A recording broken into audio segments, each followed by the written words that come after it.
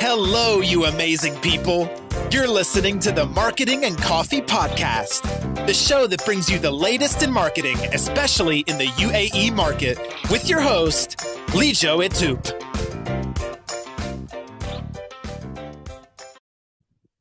Welcome to another episode of Marketing and Coffee Podcast with Lijo.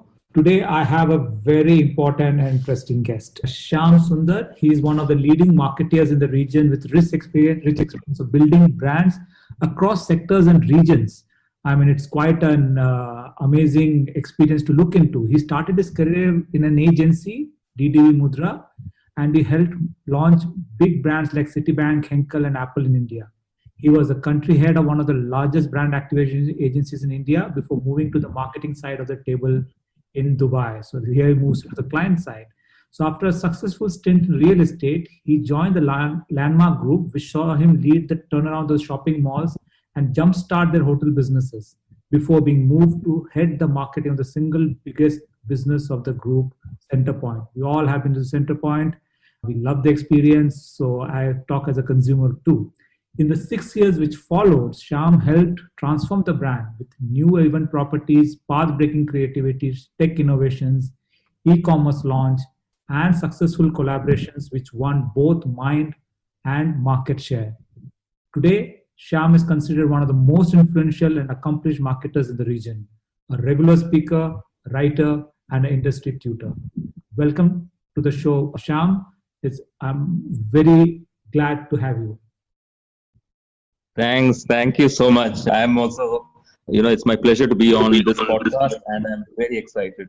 I'm very excited to share my little of what I have learned, in all these years in the industry.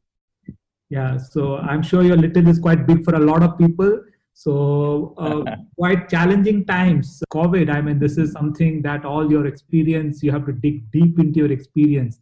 So what do you feel it means for marketing in general during these times? Yeah, so they say with every crisis comes opportunity. So although the whole world was kind of shocked and we really didn't know how to respond.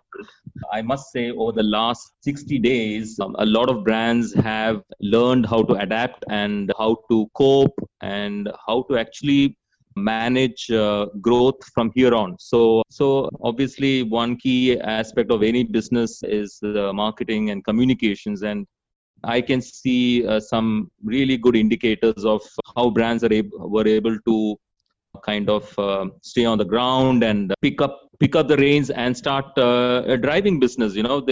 There's a limit to which you can sit and grieve and and complain. You got to say that this is it. This is what is the new normal. We need to now see how we should evolve our marketing and communications and continue to engage and inspire our customers. So I for one, I'm very optimistic about what will the post-COVID, or let's say even during COVID, will bring to businesses and to marketers who are now forced to hone their skills and dig into all the experiences. And then for me, it's going back to fundamentals. So I've been reading a lot. I've been kind of observing, reading, writing, and speaking with a lot of industry experts. And what I can tell you is that it's really going back to the board. You got a clean slate now. You got to start fresh somewhere. Most industries are affected, and it's a great time to renew and review and renew. And go forth with what you believe is the best methods and practices to get the customer back to your brand. So for me, it's 5 things. One is, of course, the fundamentals. And since the businesses have gone digitally, what has happened with COVID is there's been acceleration of digital, and therefore the digital marketing fundamentals is something which is like the number one thing we must do. Number 2 is a lot of brands need to go back to the purpose and see how the purpose is relevant in these times, and maybe kind of tweak or relook at your brand purpose and and then ask the question why. So that's very critical to any strategy today. And in fact, it's critical to the existence of any organizations today to be driven on a purpose. The third is, of course, ideas and creativity and empathy. So these three things, ideas, creativity, and empathy, is what is expected by customers in these times. And it's time to really kind of drill down on the talent and all the resources one can get to make sure that a brand is bursting with ideas and kind of looking at the customer, listening to the customer, and then obviously to be creative, you have to stand out. You got to say something which is unique to yourself, to have your own voice in the market out there, and finally empathy. So empathy will play a very big role. I see a lot of brands showing empathy. Some of it is COVID washing, as we say. Yeah. But there are brands who have consistently shown empathy, not just to customers externally, but internally. I'm talking about everything starts internal. Much of the battles and we fight internal. When you work with large organizations, you will understand what I'm trying to say. But the battle begins inside. And if you have empathy, if you as part of the way you deal with people and manage people on a daily basis, then it will show. Then it is natural to show it in communicating to customers as well. So empathy has to be from inside out. The fourth is a very interesting concept which I've been reading quite a bit, which is to serve rather than to sell. Today, if there is a customer, then you're lucky that you have a customer walking into your store or visiting your site or downloading your app and shopping with you. You're very fortunate to have a customer coming to you these days. So, and therefore it's time to serve than to keep selling all the time. So when I see work, especially across in the retail, whether it's physical retail or online, it's the same. There's so much of pushing. There's so much we keep selling, but to serve is as important as to sell. It's important to come up with promotional strategies and offers to keep the numbers and keep the cash flowing, but you got to start serving the customer in order to sell. So serve comes before sell in these times. And the last is another very important topic, which is about conversation. So much of the brands are broadcasting. They are not conversing. They're not having conversations with customers. They're all the time sitting on their desk and broadcasting. So that does not work anymore. You got to make sure you have, again, a resource, a tech, people, and methods to have conversations, because that would lead to just not the first business, but repeat business. So these are the 5 things which I wanted to highlight on how marketers should kind of evolve and respond in these times. So I hope that's good enough. Because I think humanity as a race itself has gone back to fundamentals. So I guess marketing as a function is not oblivious to that fact that people have to go back to and draw what was the acquired customer on what was the basis on which their organization built or the humanity was built. So, and also the fact, I was talking to somebody and saying that helping is the new selling. So yes. you cannot be seen, and a lot of my activity for running my agency is I stopped selling because there's nobody wants. Today humanity is on a survival mode. It is not the time to sell. And the brands who show empathy, and if the customer is coming back to at this point of time at top or loyalty, they should reward that customers and stick to those customers. And it's amazing the customers who are coming back buying you. So customers have evolved, humanity has evolved. So I guess it's the new normal will challenge all the marketers out there. So you've been on the agency side and you've been on the client side, right? And today the agencies are under a different pressure altogether. The clients are under a different pressure altogether. For you, I would like you to look at it from 2 points of view, like what was more exciting for you And today, how does it matter? And what will be the learnings for both sides today? Yeah, so I've had the privilege to work on both sides of the table. And for me, it's not about which is more exciting, but for me, it's about what is more fulfilling, what gave me more satisfaction, and hands down, it is marketing, So I spent 15 years in the advertising, on the advertising side of the table. I had some wonderful, like what you see of me in marketing is simply all that I learned in those formative years of your career in advertising. So advertising made me what I am today. And but there is it's very exciting. It's it's ideas and creativity and people and pressure and stress and all that. So that's fine. You thrive in that. But it came from my career in advertising came to a point where I was frustrated on decision making and action. I'm a guy who's very, I enjoy a certain speed of working. And when clients don't work on that speed, or I thrive on results. And when clients don't approve ideas or plans, then it gets very frustrating when you're on the agency side. That is something I enjoyed so much when I moved to marketing, because you have the budgets, you have the resources, and you have the opportunity to take decisions. So and fortunately for me, I work with some amazing teams and superiors and leaders, and it's been an amazing ride for me in marketing because I just could get things done. I had it in me to influence very difficult or very challenging stakeholders and owners of companies, but I've done quite well there. So for me, it's more fulfilling. It's definitely more fulfilling. The second part of the question was, Lijo. No, good. No, so the whole thing is, so you own, if something goes right, something goes wrong. As a marketing side, you own the brand. It's something. The buck stops with you, and that's the most exciting part of that job. So it's how to bring the whole story together, internal, external, everything. The buck stops with you, and that's very exciting. Yes.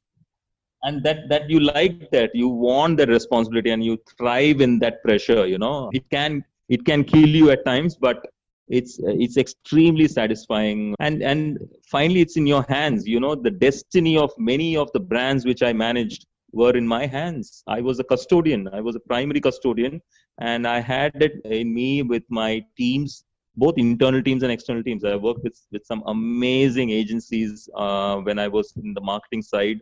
Amazing talent, like the best one can find. I had the fortune, I had the opportunity to work with them. Coming to the second part of the question, how does it play out especially in these times? So that relationship is very much like a marriage. It's about there is some basic chemistry which needs to come in, as much as there's respect and there's regard and respect. From both sides, the marketeers need to understand that the advertising minds on the other side are as good as them, and then treat them as equal partners, which is what I did very well with all my partners. And then that's how great the marriages work. Marriages work simply because you understand your partner well, and you kind of know how know them so well that you manage the relationship. So for me, agencies who understand the client's business, the client's challenges, and the customer are the ones who will do well or continue to do well. And at the end of the day, there is you need to create a fine line between a client and an agency. It's one team which comes together. They keep saying extension of a marketing arm, but what it really means is that there is a fine line between you and your agency partner, whether it's creative, whether it's media, whether it's tech, whichever partner you are working with on a daily basis. You create that relationship, and you nurture and create the relationship which is so transparent, so honest. So it's not that I've not been hard on my agencies. I'm a pretty difficult client who used to challenge I used to challenge my agencies. I never used to accept the norm. I used to keep telling them, let's do something which is creative, something first time.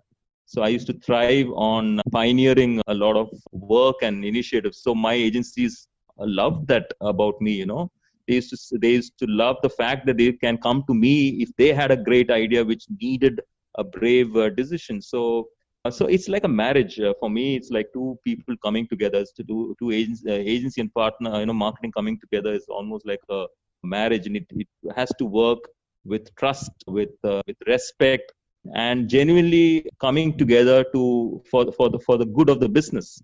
At the end of the day, we need to drive the numbers. So as long as my agency partner was with me, holding my hand and understanding, the challenges, we had some amazing relationships. So it's very much like a marriage. Yeah, so for an agency, like you have to see through the agency. The agency should be able to see through the client's eyes, and the client should be able to see through the agency's eyes. And I think that's where it comes together as a good story. So fortunately, in my career also I've worked with amazing brands and got amazing brand stories to work with. And it's good that you put your foot down on innovation, because a lot of the time you will find the agencies are not challenged. They want to go and try it and instead foolproof method, because it's safe. It's something safe to do. And I think the biggest challenge comes in a relationship is when you try to innovate and try to do something that has not been done before or something that is new. And that's the time. And I think that holds good for any marketeer, because now these are the times when you will be required to innovate. You cannot do what has been tried and tested.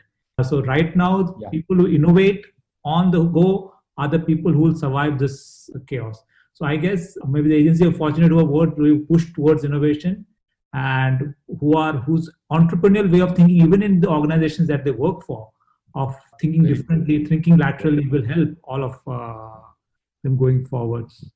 So now your experience has been quite, besides the fact that it's an agency, even on the client side, you were responsible for one of the largest retail chains, and during your stint it went online. So there's so many buzzwords and a lot of the people now are like just jumping on the online bandwagon. I want an e-commerce website, and without actually thinking through some have physical stores and jumping onto the e-commerce website, some just straight away e-commerce. So there's so many buzzwords that goes on that confuses people. Omnichannel, multi-channel. How do you see it? What should be the person who's is a marketeer? How should he look at his strategy going forward? Is there a difference between omni-channel and multi-channel? Is it the same, or can there be a different way we look at this thing? Yeah. So just to define these terms, so when you sell or when you serve your customer through one channel, then you're a single channel. The moment you go from a single channel, let's say, for example, you have a store, you have a retail store, then you're a single channel business. The moment you start another channel for serving your customer, it becomes, multi-channel. So then what happens is, when everything in your business, all aspects of your business is consistent across both these channels, then it becomes omni-channel. So omni-channel is where the customer is looking at the brand and experiencing the brand in a seamless manner between the channels. Let's say, for example, you have a customer in your store and she goes through a rack of whatever, clothes or shoes, and she doesn't find her size, the correct size or a color. And then what she will do is she goes online. So let's say you're in a Centrepoint store and you don't find a certain size of a shoe. You go online, straight go into centrepointstores.com, and then you browse and you find that size of the same shoe you saw in the store, and then you buy that shoe online, standing in that store.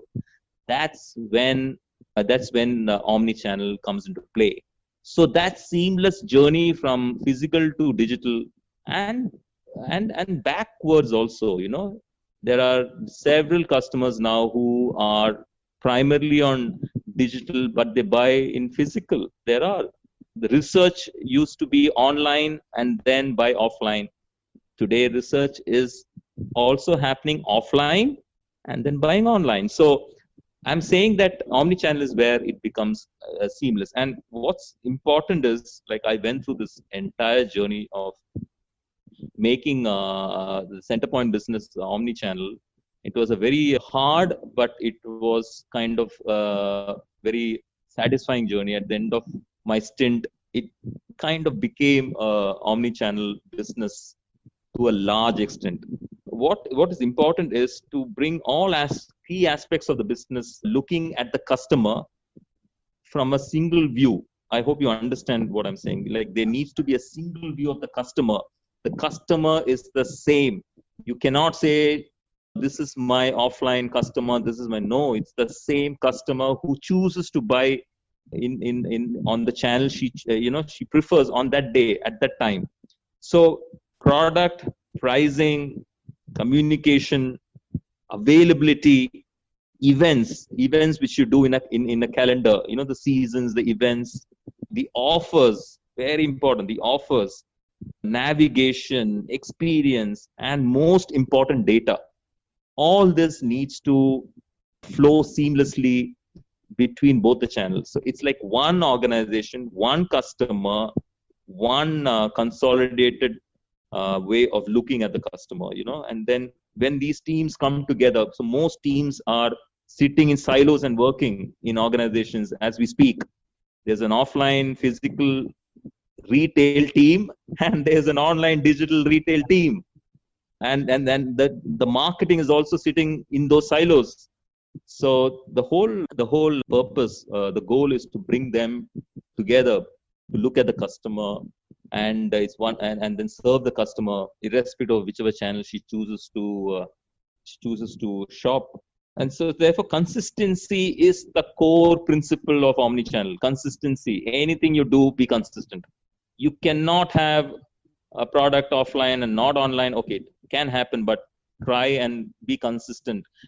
Be consistent with the offers. The worst thing would be to come to a store and find the same product which is discounted online. It's not a good feeling.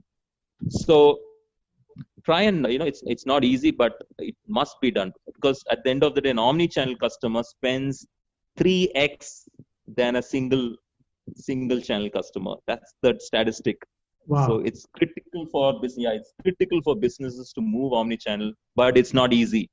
You got to have the owners right up there looking at the customer and getting these teams working together for the customer. That's actually one of the biggest nightmares in marketing. How do you do attribution for this? Like, where did that final nudge? It's a nightmare. That data, to pull out that data and to make a marketing ROI. I said, where did I get my ROI? Where did that actual conversion happen, or we went up in preference, or went down, or went up in consideration? So I think the attribution is one big challenge now in this omni-channel mix of things. Very, very, very good point. We were struggling with obviously online to online. See, online marketing to online platform attribution is 100%. There's transparency. There's the data is there. The platforms allow a great amount of tools to measure that. But offline to online is big question mark. And for sure, I know that offline presence does, traditional media does have an impact on online sales and traffic and sales. You can see the biggest spenders today on outdoor in the last 3 years. The biggest spenders are online players, pure play online brands, so pure play brands. So, and why do they do that? Because, okay, there is also an objective of, increasing your brand value and, with a purpose of selling off and all that. But that's different. At the end of the day, you need amplification. The customer is, we're not 100% an online, living in an online world. Yes, there has been an acceleration. We are living more, we are living in a more digital world for sure. However, as things ease out and we go back, there has been a lot of revenge spending today. The footfalls are going up on a daily basis. I know for a fact footfalls are back. Yes, there is some, I don't think sales will come in. The conversions will be a bit of a struggle. because of the economic situation, of the market, or personally, what a person, all the issues which we have today in terms of job cuts and salary cuts. But for sure, while direct attribution is not possible, there is virtue of a 360 approach in marketing. And I definitely feel that there's some benefit of being on a linear television, or being inside a shopping mall on the screens out there, or some in some locations, outdoor locations, and even radio. Radio continues to drive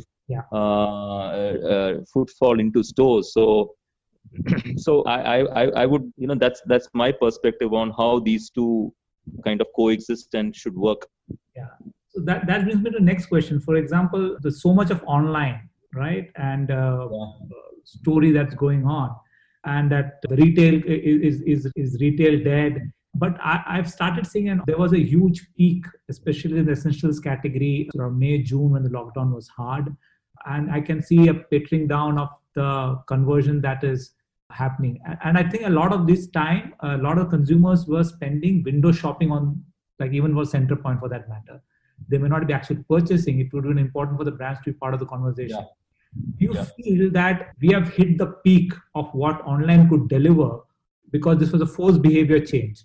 Now, since there is option of people walking back into retail, will it hold the heights at which it went online? Or do you think that it won't go down, as it will stay somewhere in between?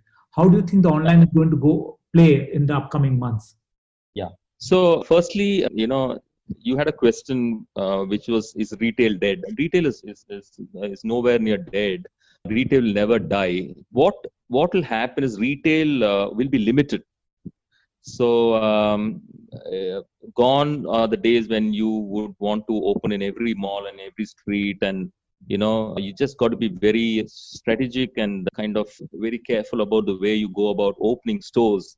So what will pan out is, as stores close all over the world, what is happening out there is there's a lot of optimization which is taking place. So one needs to look at retail as not as a sales channel. One needs to look at retail as an experience channel. Right. That's a fundamental shift in the way you look at retail. So what will happen is, retail actually will help amplify the brand experience. So I always think that omni-channel brands, multi-channel brands, omni-channel brands will do very well, because it does have the physical presence. The brand has got a physical presence, and the brand is able to deliver a real brand experience at the store level. So retail will be limited. So let's look at the big cities. In the big cities, you got to be very strategic on where you want your brand to exist in the physical space. Which are the malls where you must have your brand? Which are the streets where you need your brand presence? And you got to optimize and make sure that you have the right balance of stores which will cater to tomorrow's demand.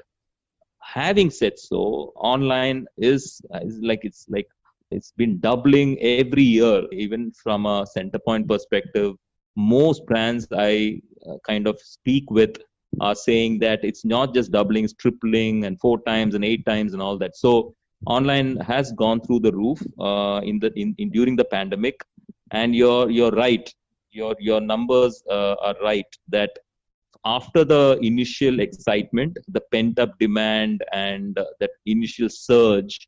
So what happened is, in March was kind of a period where nothing much happened. But April, May, and June has been exceptionally good months for online e-commerce businesses.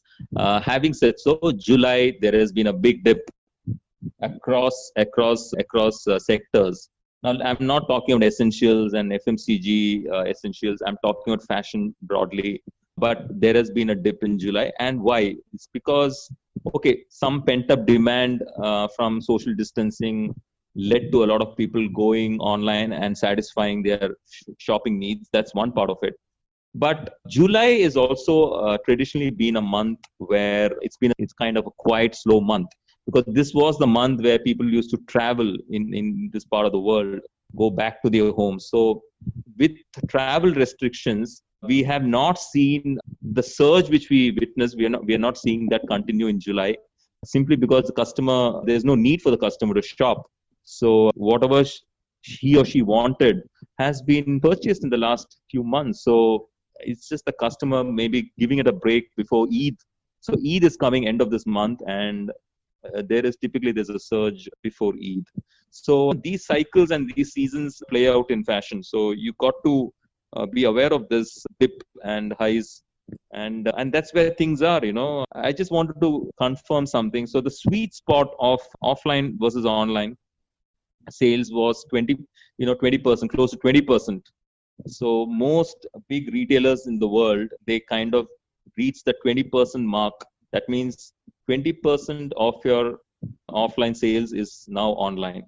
Today, I'm looking at, let's say, that number. So today, most of retail brands are between 10 and 15%. All depends on which category and your brand life cycle stage, whatever.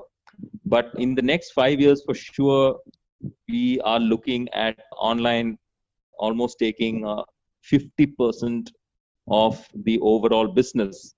And one factor which will play out if this were to happen, one critical factor is the last mile. Okay, so we can keep talking about all this marketing and all that, but at the end of the day, if the product is not delivered at on time to the customer, then this growth will get stunted. So the last mile, which is about logistics, supply chain logistics, and delivery, is absolutely critical. If this industry were to grow to what I'm saying, almost 50% of your turnover is from online. So, and it's, trust me, in this COVID times, a lot of brands have suffered and struggled to deliver online. So there's been, obviously, the social distancing, the rules has played a big role in this. It's not easy to deliver the next day or the same day as promised, but I'm talking about weeks of delay, frustration, and a lot of that frustration being expressed on several platforms. So it's really up to us to manage this growth and to ensure that we have a strong supply chain, a strong logistics, and a strong delivery system which will allow this growth. Otherwise, it's going to be bad for brands' reputation and a brand's future. Yeah, and the thing is, the people are a little more forgiving of the larger brands, and the medium-sized brands they're not as forgiving. And I think a couple of my e-commerce clients, they really struggled. Sales went up 4x, 5x. They were not ready for it. The infrastructure was not ready for it to take on that load, and would have led to a lot of consumers being frustrated with that entire experience. Which the moment things opened up, people just went ahead and bought on retail.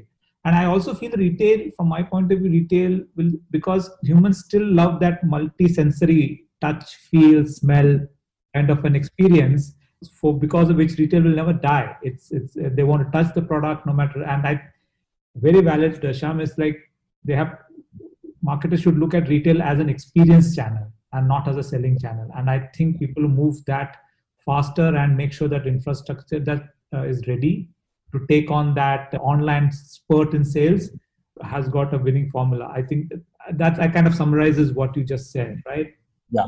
Just to add one small aspect is retail has evolved, especially in the last, let's take 3 years. Retail has evolved. We were building stores of the future in Landmark Group. So we were really looking at how to kind of give a great brand experience to the customer, how to keep it simple, how to make sure that she absolutely enjoys shopping at the store, kind of cutting down, cash queues. And so we done a lot digital experience, the whole visual impact, and lots of stuff has been, a lot of effort has been put in on creating what we used to call store of the future. It's an internal term, but it's just to say that, okay, this is what the customer is seeking, if she were to come back into physical stores. Having said so, when you don't want to, again, attribute sales to that. So suppose you say, okay, I spent I'm just giving you a number. I spent $1 million on the store and the store is not showing me an increase. Now that's not the way to look at it. You got to say that, okay, this store is for sure going to give a great brand experience, which will help my customer stay within my brand, my overall brand, which is that if she chooses to come to the store, great. But if she chooses to go online and buy from my online store, then it's amazing. So one needs to look at things holistically. You can't say that, okay, I spend so much money on my store, it's not giving me the results, let's pull it down. No, you got to look at it a little more, you got to step back and look at it a little more holistically. So that's where an omni-channel brand, it benefits. Any improvements on site will drive the customer maybe to the store, and any improvements in the store can drive the customer to the site. Interesting. So this brings to a different angle. I think with concluding this conversation is there's a human element. Yeah. And I think never before has human been more challenged. And I see a lot of stress and angst that's there in the because one thing people have to change is the logistics is doing well. Retail staff may be lesser required. Is there a requirement skill set? And there's a huge mental trauma, a lot of people out there. And I'm sure that you're also seeing it being in the industry for so long. Yeah. How do you think it's going to impact humans? What will it do for the mental health of people in the short run, in the long run? What should they be thinking at this point of time? Yeah. So, it's a good point to conclude this conversation. Very important point. From my own personal experience, been through a lot of failures, gone through a lot of, let's say, lows, and obviously every low has a high, and every failure had a success which came on subsequently. So I just read someone saying that failure is my best friend. So this is the way one needs to take failures. You got to say that, okay, it's beyond my control. After putting in your best, if things don't go your way, it's beyond your control. There's nothing much one can do about a decision to be laid off, or the decision to, or some, pay cut, or whatever it is. Now, what does one do is to believe in oneself, because each one of us are unique. God has made us, unique. We are a brand on our own. Yeah. Good personal branding exercise. This is something which I do on a daily basis. I just keep improving my brand, and because I believe that I have a lot in me to contribute and to play a role and to change businesses and change lives. So apart from whatever consulting I do, I teach and I mentor, and I love doing all this stuff now. So one needs to believe in oneself, build the brand very immaculately. You build your brand, whether it's redoing your CV or your profile or upskilling. You got to invest in yourself. And be aware of what is needed. What are the skills needed? What kind of jobs are out there? Are you out competing there, or are you not in that market because you don't have a certain skill? So this is the time to invest and to wait and to be a bit patient, to and look at where the opportunities are and to be ready to take, because every crisis does bring opportunity, and it's up to the individual to look at it from that perspective, pick up the threads and move on, and really go out there and do something about it. Yeah, so I keep talking about, in my mentoring sessions with students, I keep saying personal branding, networking, and volunteering. If you don't have a job, and if you're not presented with a job opportunity, go out there and work for free. I'm saying, I know it's hard to work for free, but at least for students who are coming into, imagine what a time to come into the corporate world today. There are no jobs. And what do students do? They have invested a lot of time and money into qualifying themselves, but somewhere they need to start. You can't be sitting at home and waiting. You got working. So for students, my advice has been go out there and volunteer. Say that I want to call up someone you know and say that I want to come and work with you. I want to work and I want to gain experience. Don't pay me. But that is like moving on. You're saying that, okay, I'm going to gain some experience. I'm going to be busy. I'm going to learn, and I'm going to be ready someday for a paid job to come along. So that's where I'm looking at this whole thing. You got to be strong, and you got to have a good support system. Your family, your friends is a good support system. But at the end of the day, it's about you. You got to have belief in yourself. You got to be able to be open to adapt, learn, upskill, be relevant, and keep pegging at, keep going after what you believe is the future job opportunities. So that's my take on the current situation. So I think for me, the key word that you said, be relevant. And I think the relevancy, so what brought you here may not take you there. I think as soon as we evaluate and that being relevant, renew your own branding, to keep moving forward. Even if it's 2 steps, keep moving forward. Don't look back and move backwards. I think I feel and humanity will always move forward. It may take a steps back, but then it's just, as you said, rewind to take a jump forward. So I guess, so very valid inputs, Shyam. So great talking to you. Amazing positive note. And I think and your mentorship will help a lot of people. Shyam is available on LinkedIn if you want to touch base with him. And I'm sure that the people who would love to reach out to you for help in teaching and mentoring, please feel to touch in Shyam. Any closing words, Shyam? Nothing, guys. I know it's an amazing world out there. You got a life to live, and just be positive and do something about what needs to be done, and go and conquer. Just go out there and do whatever you must do. So that's all I can say right now. Thank you. Yeah. Thanks a lot, Shyam. And it was Thank you so much. having you, and a lot of learning. I don't know how time, but it was. I just was. Yeah. Thank you so much. Oh my God. Thank you so much. Thank you. Yeah. Thank you.